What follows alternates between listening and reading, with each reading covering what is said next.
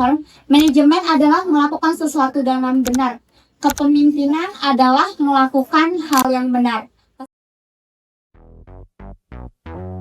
Yeah.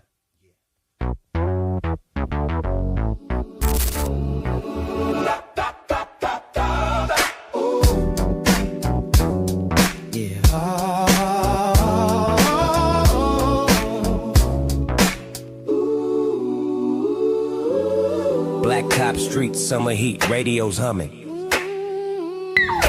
Halo, perkenalkan nama saya Beda Emmanuel dengan NIM 1974 sebagai ketua kelompok. Pesan saya kepada tim, semoga acara berjalan dengan lancar, dengan baik. Terima kasih. Turn the pain to a voice, turn the nights into light. If they try to shut us down, we gon' stand and fight. Out into the world, hear the truth in the sound. What was lost in the streets, now we lift it all around. This ain't just a song, it's a moment in time. Assalamualaikum warahmatullahi wabarakatuh. Saya Tony Wahyu Ardiansyah. Di proyek ini saya di dalam tim berperan sebagai koordinator acara. Jadi saya yang menjembatani antara tim dengan sekolah mitra. Hungry for more, didn't come from riches, came from discipline. Turn street noise to a movement they remember when they said turn it down, we said turn it up. Cause the truth got away when the volumes rough.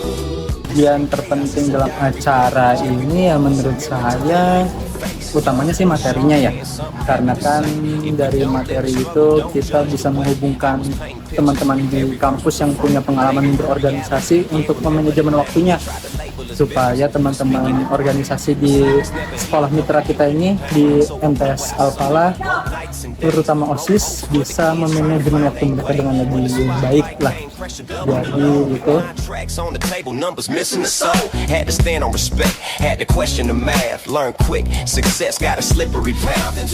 Perkenalkan, nama saya Dimas Arendra Putra dengan NIM 192223. Saya disebut sebagai MC.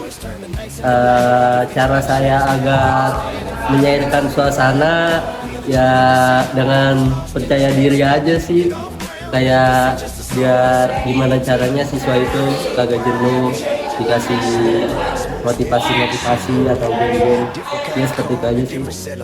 Came in with a grin and a pocket full of flow. West Coast sunshine in the middle of snow. Saw legends in motion, saw dreams in the flesh. Learn to move with grace. When the pressure Halo, perkenalkan, nama aku Tesya Pramesti, NIM aku 19232227. Untuk pesannya, untuk adik-adik MTS, orang yang paling sukses di sekolah dan di organisasi bukan yang paling pinter, tapi yang bisa ngatur 24 jam. Terima kasih. Every word hit hard. History was written in the beat drop bar. White kid watching legends from Departemen. learn courage ain't color, it's the size of your heart. Heard the sound and said say it, don't run from the field.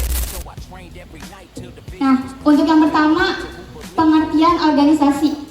Kalau di sini kan kalian bisa baca ya, pengertian organisasi di sini tuh secara sederhana. Organisasi adalah wadah atau tempat berkumpulnya sekelompok orang yang bekerja sama secara terstruktur untuk mencapai tujuan tertentu yang telah disepakati bersama. Kalau dari kalian, aku mau tahu dong, satu orang aja, pengertian organisasi menurut kalian para anak-anak OSIS ini. Yang berani nanti dari kita ada sedikit gift. Boleh? Apa itu organisasi menurut kalian? Ada yang mau? Boleh. Berdiri ya, perkenalkan nama dan juga kelas. Tepuk tangan dulu dong teman-teman.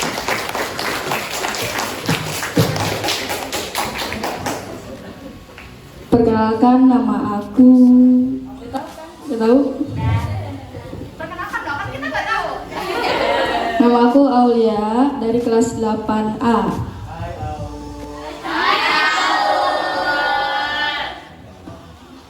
Organisasi menurut aku itu sekumpulan orang yang bekerja sama untuk mencapai tujuan tertentu. Tepuk tangan dulu dong.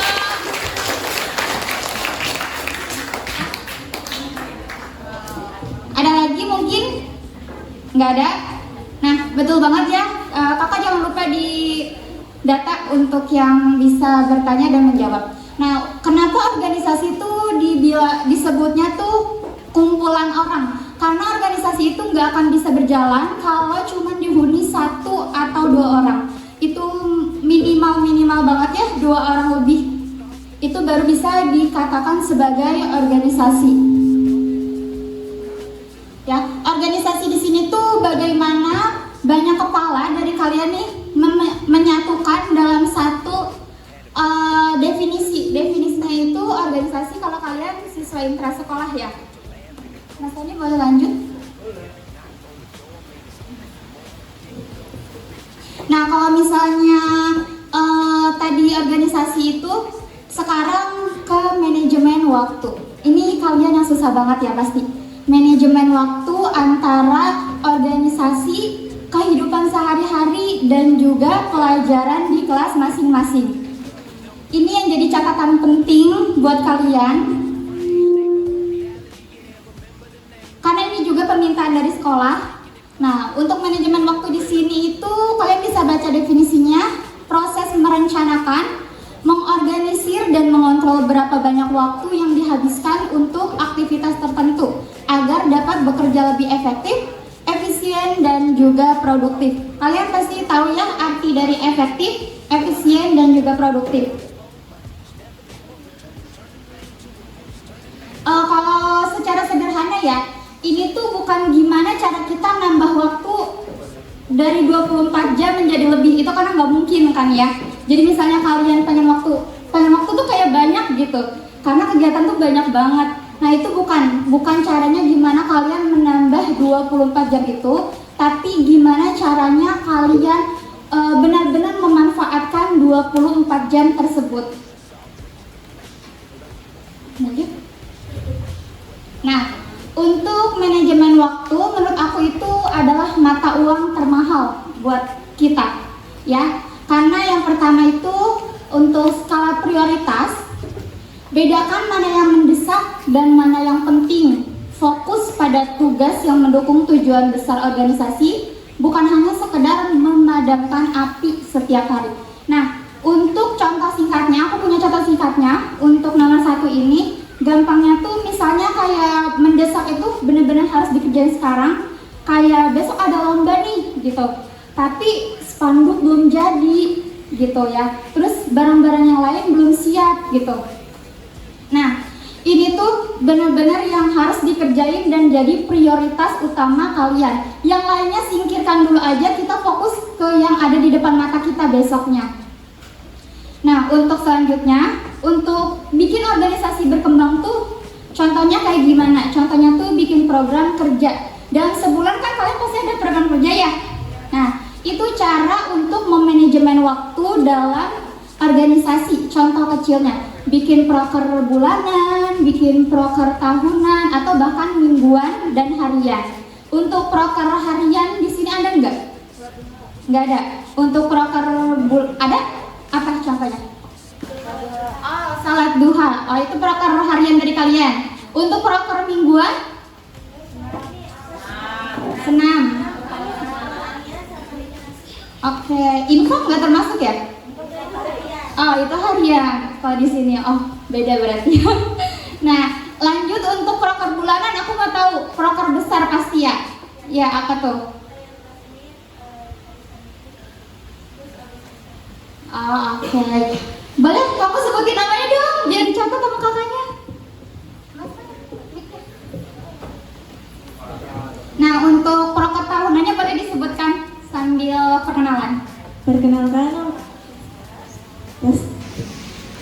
untuk proker hariannya yaitu salat duha, untuk proker mingguan yaitu senam, literasi sama keagamaan. Untuk proker bulanan kayak Agustusan, santri sama Maulid Nabi. Untuk tahunan ada nggak? Oke, terima kasih, tepuk tangan dong. Nah, kita lanjut ya. Aku senang banget kalau bisa ada yang jawab seperti itu, karena yang kita butuhkan tuh bukan jawaban kalian, tapi keberanian kalian untuk bisa berbicara di depan umum. Karena aku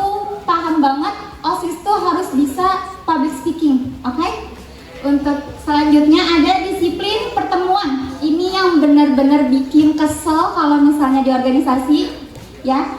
Mulai dan akhiri rapat tepat waktu, menghargai waktu orang lain adalah bentuk tertinggi dari rasa hormat profesional. Pasti kalian kalau misalnya contoh kecil ya, rapat bulanan. Ayo dong rapat di jam 1 siang. Pada datang jam berapa coba? Nah, itu yang bikin organisasi itu terasa menjenuhkan, menjengkelkan, bahkan karena apa? Orang-orang yang nggak ngerti dan nggak ngehargain waktu orang lain. Itu sih menurut aku ya. Jadi untuk kalian di sini yang tersinggung, untuk yang masih molor waktunya, boleh diperbaiki ya, biar teman-teman yang yang tepat waktu tuh nggak capek gitu nungguin kalian. Jadi gimana caranya kita bikin di dalam organisasi ini tuh have fun gitu, seneng, jangan jadi beban untuk masuk OSIS ini tentunya. Untuk yang selanjutnya itu ada target terukur, atau pastikan setiap tugas memiliki tenggat waktu atau deadline yang jelas. Ya, tanpa deadline sebuah rencana hanyalah mimpi. Nah, ini kayak yang tadi untuk beberapa proker, misalnya kayak tadi proker bulanannya apa? Salah satunya? Nah, Agustusan ya. Nah, ini kan tenggat waktunya pasti ada kalau kalian ngerjain proker. Kayak kan acara pasti 17 Agustus ya. Di hari H atau bahkan mungkin di 2 hari setelahnya, kita setelahnya ya, 2 hari setelahnya. Nah, jangan sampai untuk H-1 itu kalian belum beres apapun. Walaupun udah beres 90%, diusahain banget untuk H-1 itu 100% dari acara kalian sudah selesai. Ya, paling kalau misalnya di 98% udah selesai karena 2%-nya untuk diri sendiri gitu ya. Itu nggak apa-apa. Nah, gimana caranya itu balik lagi dari tadi yang disiplin, tapi di sini bukan disiplin pertemuan aja, tapi manajemen waktunya juga. Seperti itu. Lanjut Mas Rani. Kalian kalau ada yang belum dipahami boleh acungan tangan, nanti aku jelaskan ulang ya. Nah, untuk selanjutnya itu kerjasama tim.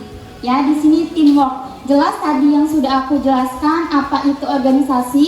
Banyak kepala, kita tuh menyatukan banyak kepala untuk satu tujuan.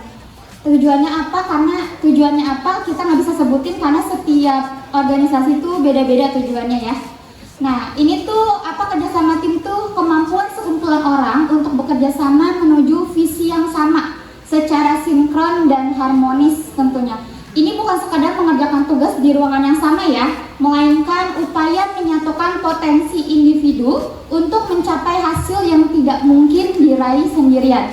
Contoh kecil kayak tadi program aja, 17 Agustus kalian gak mungkin handle sendirian kan? Nah, gak mungkin juga, aku yakin gak akan bisa kalau di handle satu divisi aja. Nah, gimana caranya? Kalian di sini kan pasti ada ketua, wakil, pengurus inti ya.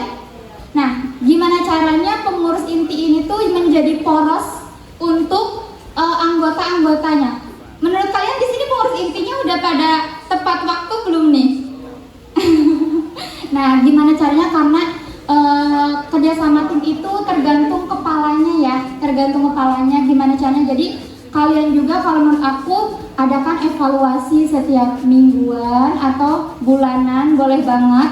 Jadi kalian mengevaluasi setiap departemen apa aja yang kurang, apa aja yang harus diperbaiki.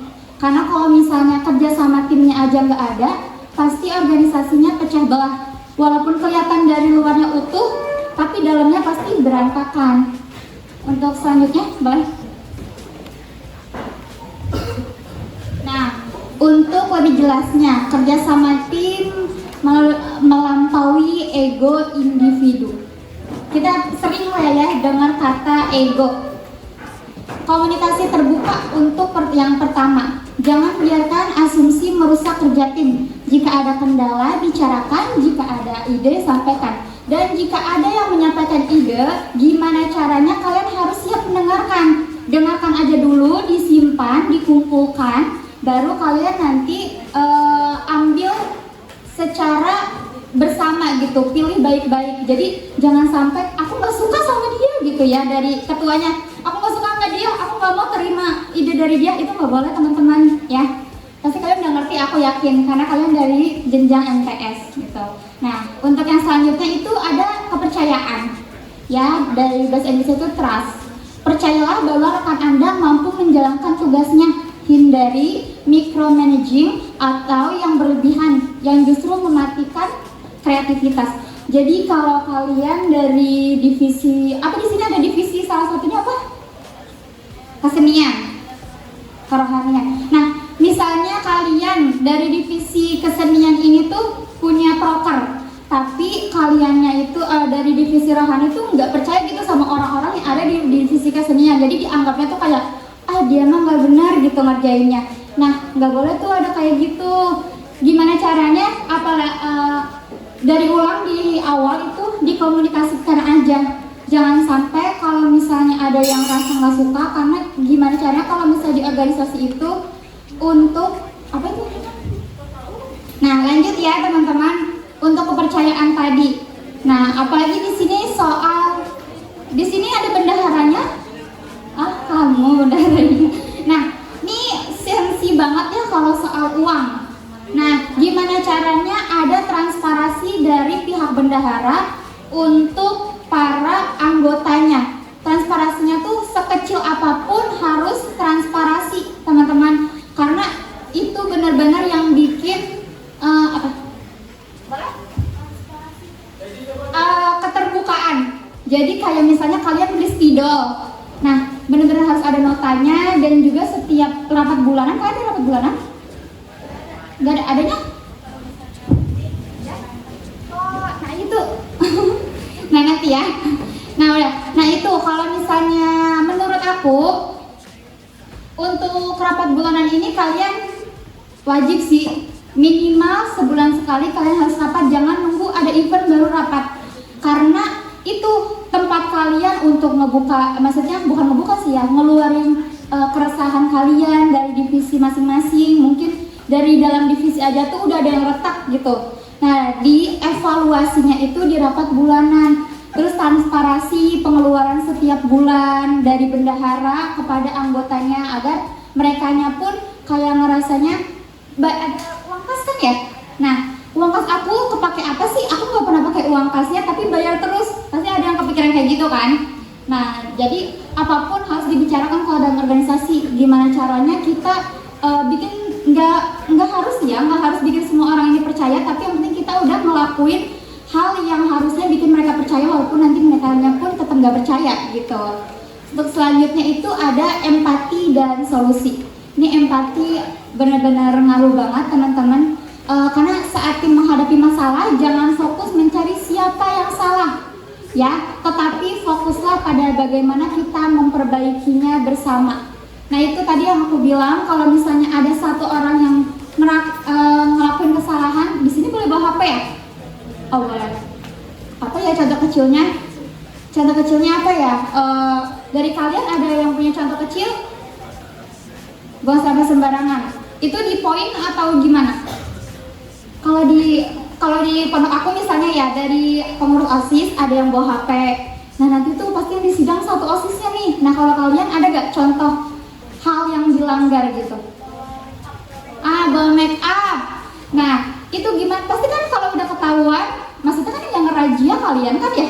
Yang ngerajia kalian, yang ketahuan juga kalian. Nah gimana caranya itu tuh enggak enggak bikin si orang itu tuh tersudutkan gitu.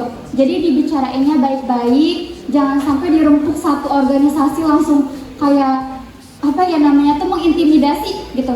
Jangan sampai, kita kan di sini punya tahapannya ya, ada ketua, wakil, dan juga sekre dan bendahara ya. Tugas ketua tuh seperti itu. Jadi apa-apa melalui ketua dulu. Kalau ketua udah ACC gitu ya, boleh dibicarakan lagi sama anggotanya gitu. Lanjut untuk selanjutnya itu ada tupoksi.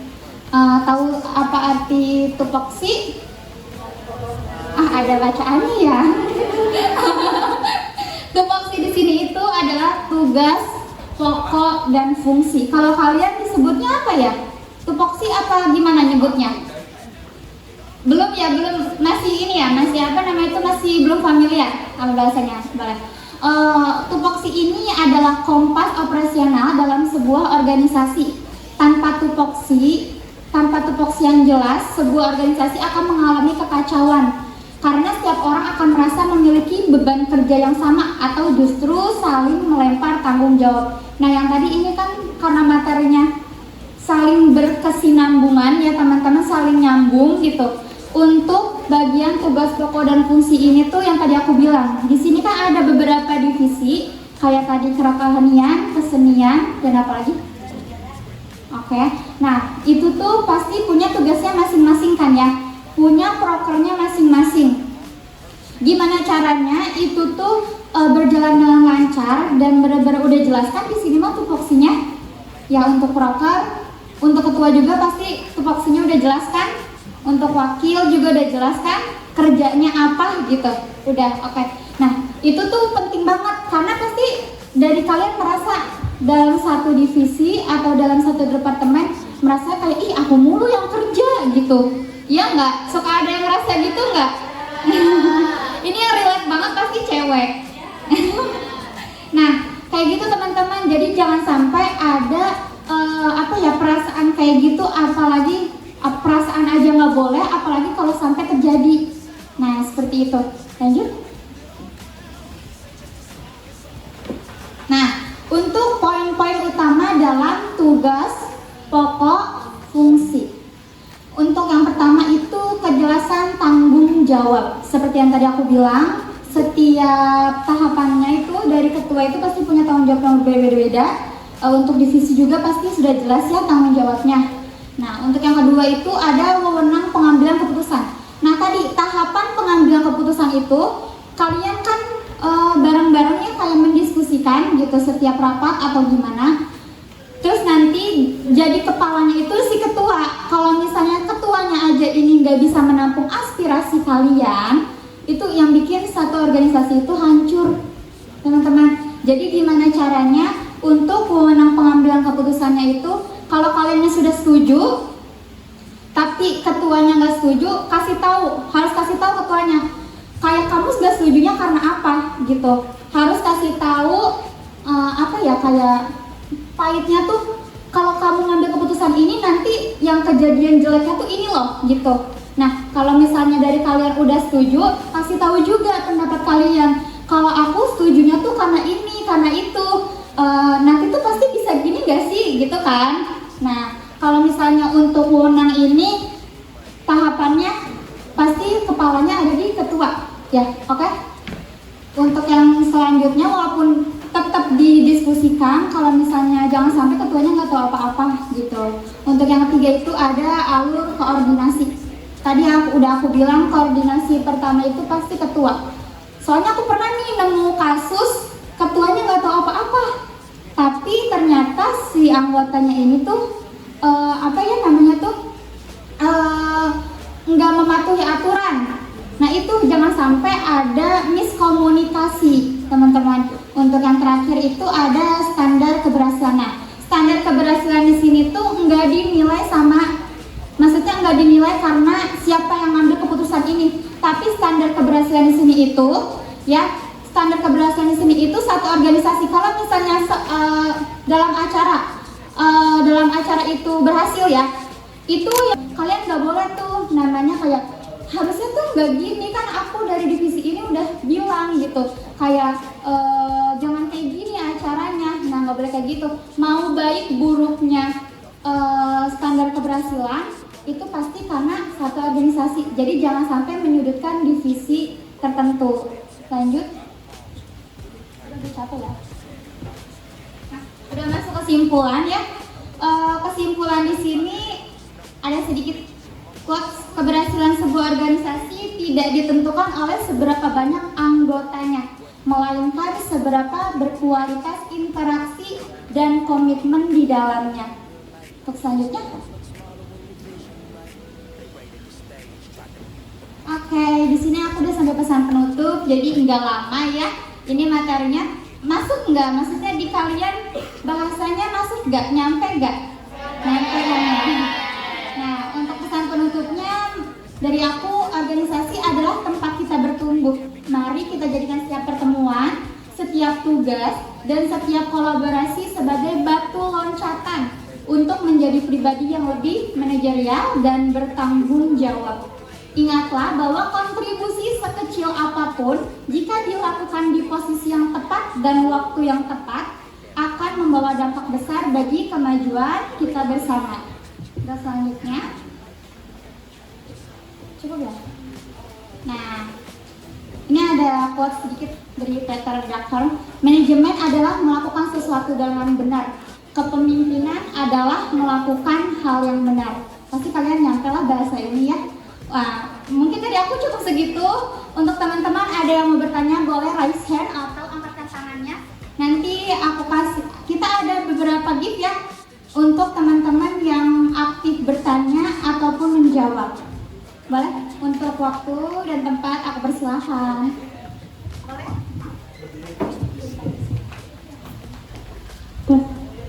Perkenalkan, nama saya Siti Raja. Saya ingin bertanya, jika ada anggota OSIS yang kayak masih takut-takut untuk bertanya atau berpendapat, itu bagaimana? Terima kasih. Siapa tadi namanya? Oke. Mau dikit dulu atau mau langsung aku jawab? Ada yang mau bertanya lagi? Jawab. Ada yang bertanya mas? Ya kalau misalnya Ada yang masih malu-malu ya? malu-malu takut Oh iya. organisasinya. Kalau menurut aku ya, ini kan kita nggak ada yang salah, nggak ada yang benar yang tadi aku bilang. Kalau kalian punya pendapat lainnya juga boleh. Kalau menurut aku, kalau soal seperti itu, kalian bisa ajak dulu dari tadi ketuanya. Menurut aku ya, ketua di sini kan dibilang itu sebagai benar-benar kepala ya. Kalau misalnya kepalanya aja kurang benar gitu, gimana bawahannya gitu kan. Jadi kalau dari ketuanya menurut aku dibicarakan, diajak bicara, tapi jangan barengan, tapi 4 mata atau 6 mata kalau sama wakil ketua, seperti itu. Jadi jangan sampai dirempuk sama satu organisasi, karena pasti mereka langsung merasa kecil, kayak aku mau diapain nih gitu kan. Cukup? Oke, tepuk tangan dulu dong. Put a mic to the pane, let the whole world hear. Built a lab in the corner, speakers shook the flow. Every knock on the door made us hungry for more.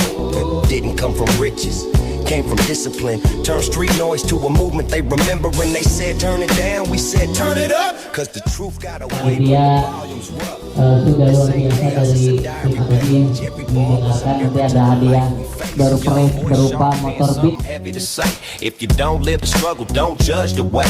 I was painting pictures, every verse was a frame. Neighborhood reality, yeah, remember the name. They tried to label us villains for speaking it plain, but silence never healed, no community pain. So I wrote what I saw. Wrote nights and days, wrote hopes for the kids trying to find their way.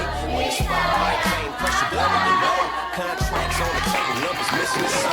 Had to stand on respect, had to question the math. Learn quick, success got a slippery path. Into the world, let the story be told. Young hearts, bold minds, never give what we told. Turn the pain to a voice, turn the nights into light. If they try to shut us down, we gon' stand and fight. Into the world, hear the truth in the MTS apa?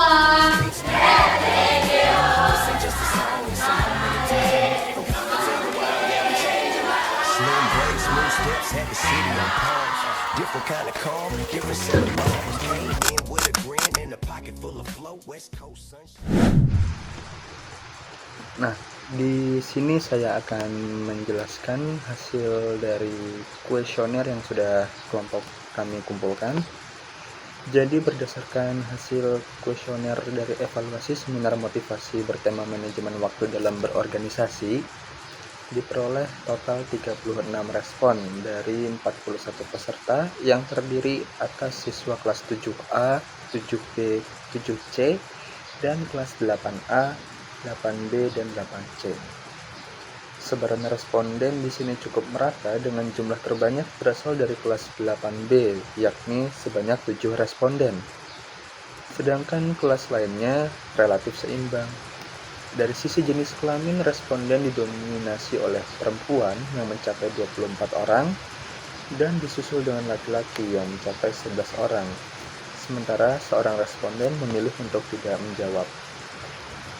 Pada pertanyaan awal mengenai kesulitan untuk mengatur waktu sebelum seminar, Mayoritas peserta di sini menyatakan bahwa mereka setidaknya kadang-kadang mengalami kesulitan untuk mengatur waktu mereka.